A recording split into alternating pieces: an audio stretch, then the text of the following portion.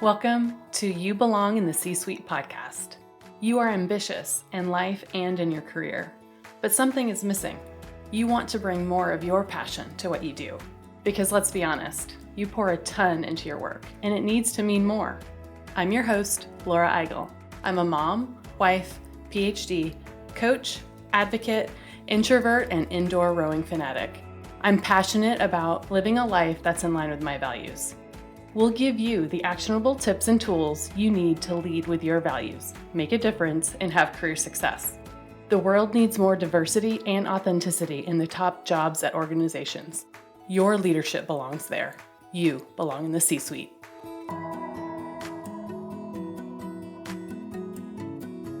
What gets you up in the morning? What drives your decisions? What do you stand for? No idea, not even sure where to start? I use my values to guide my life and career. It's the basis of how I've built boundaries for myself and stuck to them. Are you ready to dig into what matters to you? Go to thecatchgroup.com to download your free values worksheet. That's thecatchgroup.com to download your free values worksheet to get to your core values and take action on what matters most.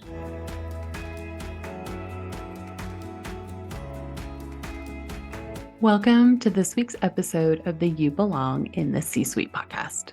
In this episode, we are continuing our podcast series where we are focusing on one part of the Values First framework each week, and I highlight my favorite tools and examples from my book, Values First. If you haven't done these exercises, or if you've done them in the past, there's still going to be a benefit to doing these right now in real time. So as you have grown and evolved over time, by doing these, I know that you're going to learn something new or interact with the content in a different way to come to a new insight for yourself. So if you haven't listened to the start of this series, I'd suggest to start 2 episodes back.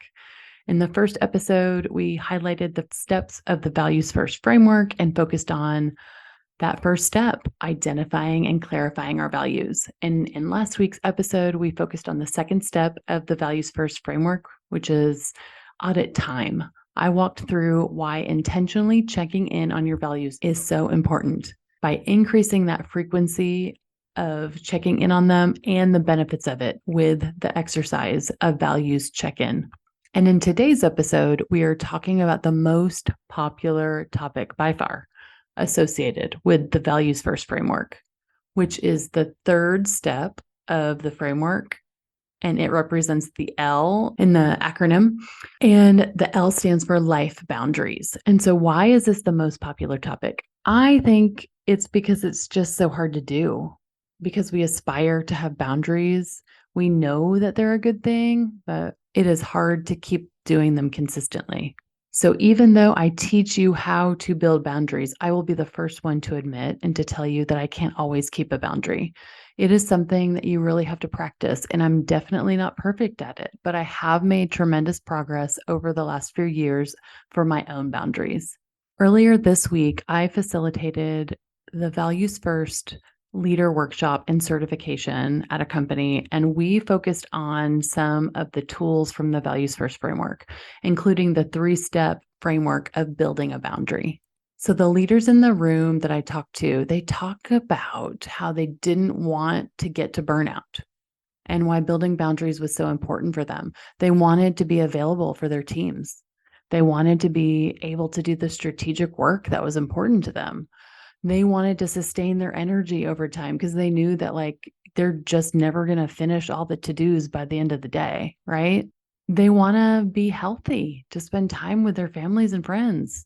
And they want to be able to feel good about leaving to go on a vacation instead of worrying about work deliverables of their team or their team in their absence. And so we talked about how their boundaries, or their lack of boundaries, is impacting their team culture. One leader mentioned really wanting their team to have work-life balance. And to ensure that they did, they often took on their work themselves to protect their team from having to do that work. So what do you think is being modeled for that team? It doesn't feel like maybe work-life balance is being modeled. So if you've listened to this podcast long enough, you know that I don't believe in work-life balance. Instead, I believe in setting priorities based on your values and building and keeping those boundaries. And so I urge the leaders in that room to model the behavior they want for their teams. If they want their teams to have uninterrupted vacations, then they should model that by not joining meetings on their vacations. If they want a culture of empowering their teams, then they shouldn't be taking on all the work, but instead intentionally delegating work to enable others to learn and grow in their roles. Instead of taking calls at all hours of the day, model setting and keeping a set of core working hours for the team. The culture of the team starts with you as the leader. And unfortunately, you may not be setting the right example. So I'd suggest to start with one small step and build one boundary and work on keeping it consistently. Remember, if you don't keep your boundaries, then no one else will. Boundaries are a way to prioritize your values. Boundaries are a way to protect your values. Boundaries are a way to care for your values. It's like hugging the things that are most important to you. Those boundaries are like a hug around the things that are of central importance to you, your core values. So here's a reminder of how to build a boundary. Let's listen to the 3 steps of how to build a boundary from the Values First audiobook.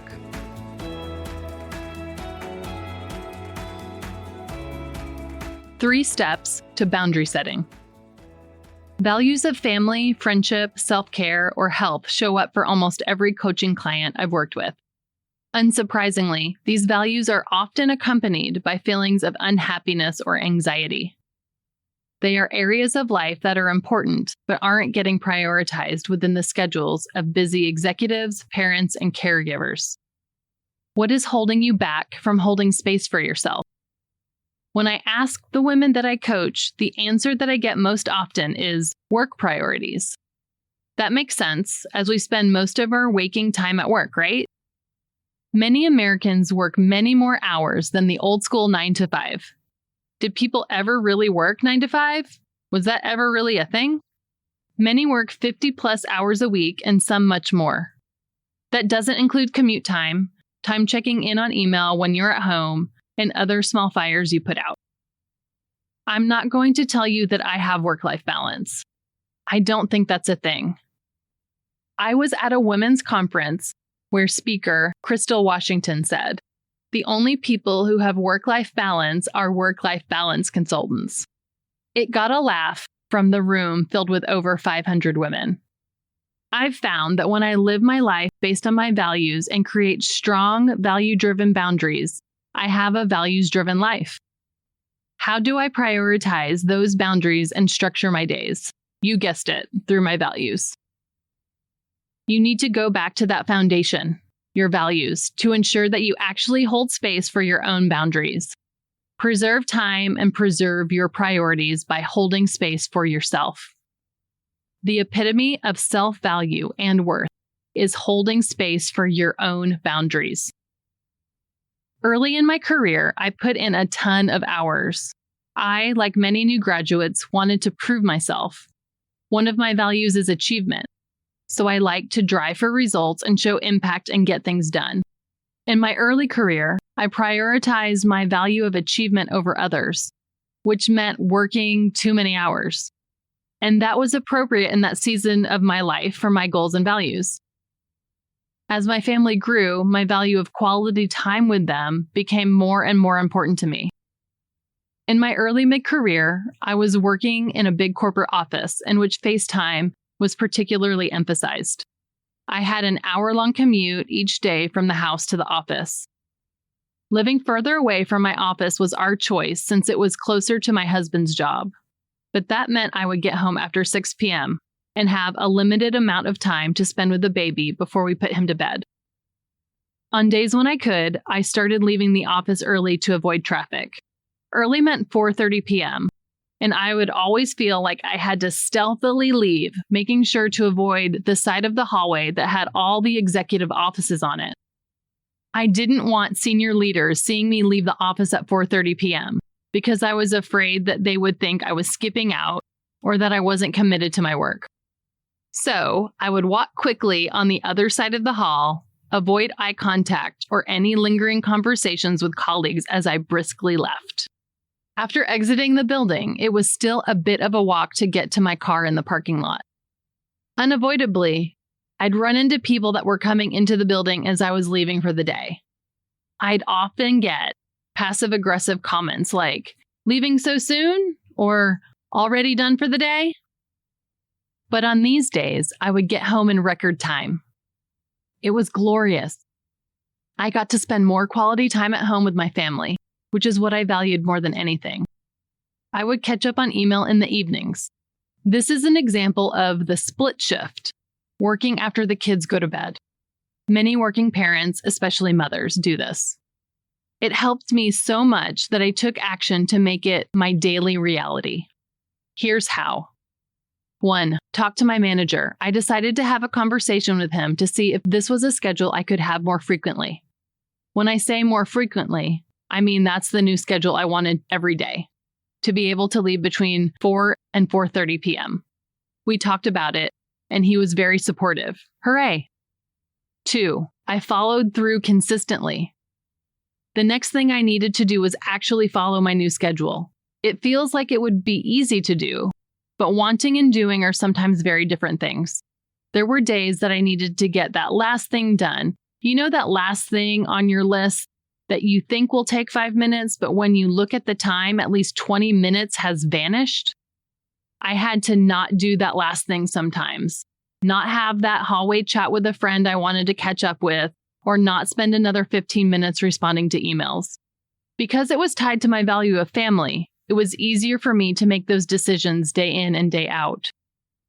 Not only did I have a new schedule, but I benefited from it more than I ever thought I would. I had more quality time with my family. I spent less time in traffic, which my body thanked me for. And over time, I was able to release the guilt I previously held from sneaking out. Now I know that to be successful, I need to set lots of boundaries. I'm most successful in sticking to boundaries when I tie them to something I deeply care about. I root my boundaries in my values. Rooting them in your values helps you identify the most important boundaries you should be keeping and the motivation to stick to them. And the next time someone said, "Leaving the office already?" as I was walking out to my car and they were walking back into the office, I would reply back, "Yes, and you're heading in the wrong direction." Are you headed in the right direction? Here's how to check. The Values First framework lays out 3 steps to setting a boundary. Use the accompanying worksheet called Boundary Builder from the Values First workbook. Download from thecatchgroup.com. The 3 steps you need to set and keep a boundary are: 1. Tie it to a value. 2. Set up a system. 3. Celebrate consistency. Time to get started. Grab your workbook and a pen. Be honest as you go through the questions. First, prioritize a value that needs a boundary. Not a nice-to-have boundary, but a must-have. To figure out which value to prioritize, refer back to your answers from the I'm Living My Values When worksheet. Prioritize a value that will make the biggest impact on your life and start there. Once you have picked one core value, reflect on the following questions. What does it look like to successfully live this core value? What's the cost of not doing it? What's one thing you can do to make it happen? By prioritizing a core value and understanding one thing you can do to make it happen, you've just clarified the boundary you need to create. You have identified something that you are probably not doing now to live that core value, a behavior that needs to change. Now you can work towards that desired behavior. Second, set up a system to support that desired behavior or mindset shift. To identify what needs to happen for you to live that successfully, reflect on the following questions. What needs to happen in order for your boundary to work? What support do you need? What are the internal and external objections? How will you deal with boundary objections? For your boundary to work for you, you may need to have a conversation with your manager, block your calendar, or go to bed at a certain time. You may need more support from others or to outsource a task to free up more time. Objections are either internal or external. First, consider the internal objections, the stories that you tell yourself that stop you from setting the boundary in the first place. These are the fears you hold that may not hold any truth, but keep you from exercising the boundary. My internal objections were, everyone will think I'm less committed to my job because I'm leaving early, and I have to be in the office until 5 p.m., otherwise I'm not working. These internal objections were things I was telling myself. But were they true? No, they were false. I don't know what other people were thinking about me. And I was working, just in a different way. Next, consider the external objections. Had anyone told me that I couldn't have the schedule? Nope, the opposite. My manager was very supportive of it. What about those passive-aggressive objections from others as I was leaving the building? I had to make the decision to reject those. Those passive-aggressive people didn't get to set or divert me from my boundaries. What will your strategy be to deal with boundary objections that you receive? Know the objections and have an answer or a plan. This isn't about creating a hard line and not being flexible. It is about planning for it when you can and holding to it as much as possible. There will be times when you can't. Give yourself grace and try and be consistent. The third step in the 3-step process is to celebrate consistency. How will you celebrate living your values and consistently holding your boundaries? I reward myself with listening to a new book or podcast. Yes, I'm a nerd. Or fun music I could listen to in the car. Write a list of things you will do to celebrate. Then do one of the things on your list to reward yourself for keeping your boundary. Positive reinforcement. It isn't about beating yourself up for not holding your boundary. It's about celebrating when you do it again and again. When your manager or company says no. What if you figure out the boundary that you want, go to your manager to tell them, but the conversation doesn't go well? What if they say no? A leader named Amanda tried to set a boundary and encountered pushback. Amanda was a manager at a small company. She had a long morning commute, more than an hour and 15 minutes one way. After spending her morning in the car, she would get to work feeling frustrated and low on energy. She knew something had to give. Amanda knew that if she checked in on email at home in the morning, she could leave later and miss traffic to get to work a little later in the day. She went to her manager to request her schedule change. While her manager understood and empathized with her situation, she was not agreeable to Amanda's plan. She told her no. Their team sat next to the CFO, and the optics of showing up that late in the morning wouldn't look good for the team. So she declined Amanda's request. Amanda felt defeated and left the meeting feeling more frustrated. Amanda thought through her options. In their next one-on-one meeting, Amanda asked her manager if she could come in earlier in the day to arrive at 7, still missing traffic. Her manager agreed to her new solution because she would be seen in the office and get that all-important FaceTime in first thing in the morning. If you experience a similar situation, how might you be able to move forward? Reflect on the next set of questions to see how you can negotiate for what you value. Was there a business reason for the rejection? Can a compromise be made? Is there a different system that you can set up? Go back to the value that boundary is tied to. What other ways can you get that value met? If your manager consistently turns down your requests or doesn't respect your boundaries, then you may need to evaluate your situation. Is this a non-negotiable for you? Do you work for a company that doesn't align with your values? Is it time to look for a different opportunity that does align with your values? Reflecting on these questions and taking action will get you one step closer to building boundaries and living a life guided by your values. Who are boundaries for? Boundaries are for everyone. Boundaries aren't only for people who already have their careers established. They aren't just for executives. They are for all levels of your career or life stage.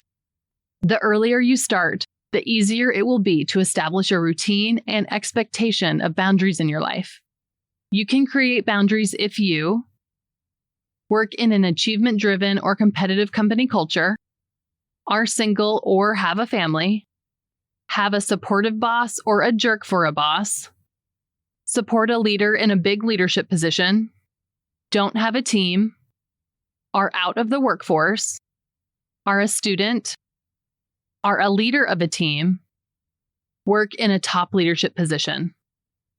Many women that I coach are in executive roles or have high job aspirations and think that they must make big trade-offs for those top leadership positions.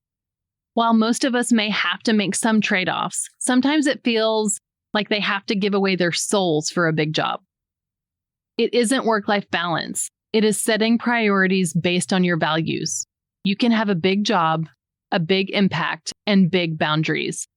But you have to build the boundaries. You have to set the priorities. You have to do it consistently. Non-negotiables. Some boundaries at work are non-negotiables. I had a mentor that told me about being yelled at in a meeting earlier in her career. At the time, she sat through it and didn't say anything. Now, she has a hard line of not tolerating that behavior. If someone yells at her in a meeting, she ends the meeting and leaves the situation. For me, my safety is non-negotiable. I would often travel for work and get home very late at night. On many occasions, I was by myself in airport parking garages after midnight. The company that I worked for had a maximum you could spend on parking when traveling. I didn't feel safe parking in a general parking lot at the airport when I would have a late return. The company allowed me to expense a taxi ride or use an airport parking valet, both of which were above the allotted parking maximum when traveling to ensure I felt safe. What are your non-negotiables? When boundaries are broken by others. Even when you have put boundaries in place and have held them consistently, others may not abide by them. In my mid-career, I was working for a team with multiple clients. Within our work group, we valued high-quality work standards, partnership, and collaboration. We set up systems to ensure that we partnered with clients to deliver high-quality work. We had a client that would often ask for things on his time frame, which of course was always immediately. I gave him feedback about how long tasks took, but the very next time he asked for a favor and an exception. That would mean longer hours for me or my team to accommodate his request, in addition to pushing out other work to get his done first. I told him we were unable to accommodate his request by his deadline, but could get it done by the agreed upon time, which was 3 business days later. He didn't like my answer and went to my direct report. My direct report alerted me to the request. I asked her to forward the request to me, and I reiterated to him the answer. No. He went to his manager, who went to my manager. I had anticipated him going around me and had already alerted my manager and prepared him with the email trail. My manager reiterated the timeline to his peer and shut down the expedited request. People will try to work around your boundary. They may go around you or above you. Could I have worked longer hours that day to fulfill that request? If we did that for him, then we would have to do that for everyone, and that wasn't possible. That wouldn't have been following our system or have been in line with our values. What will you do when, not if, but when, someone breaches your boundary?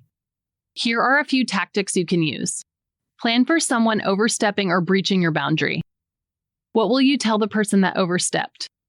Practice the conversation with a trusted friend. Have an email script ready to go so that you can copy and paste it in an email without overthinking it in the moment. Over-communicate your boundary. Get air cover from your manager and keep them informed. Stay consistent through the discomfort of pushing back. By preparing for boundary breakdowns, you are setting yourself up to successfully live your values.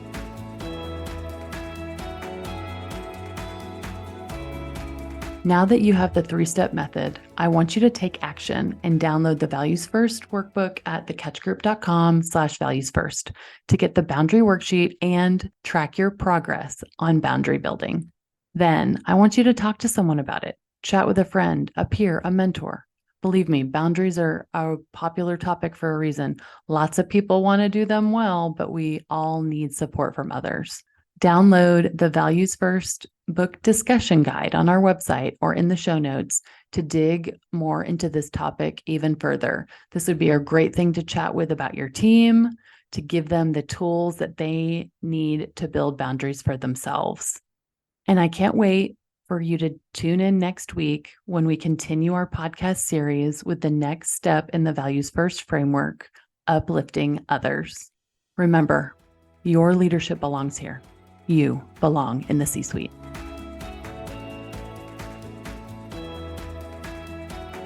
I want to thank you so much for listening to the You Belong in the C-Suite podcast. If you are enjoying this content, please remember to rate and review on Apple Podcasts. By leaving a review, you are helping others find this content. We will be featuring 5-star reviews on air in upcoming episodes. Editing and support for the podcast is done by S&E Podcast Management. To get more tips and tools to help you live a life guided by your values, go to thecatchgroup.com. Keep your boundaries and take care.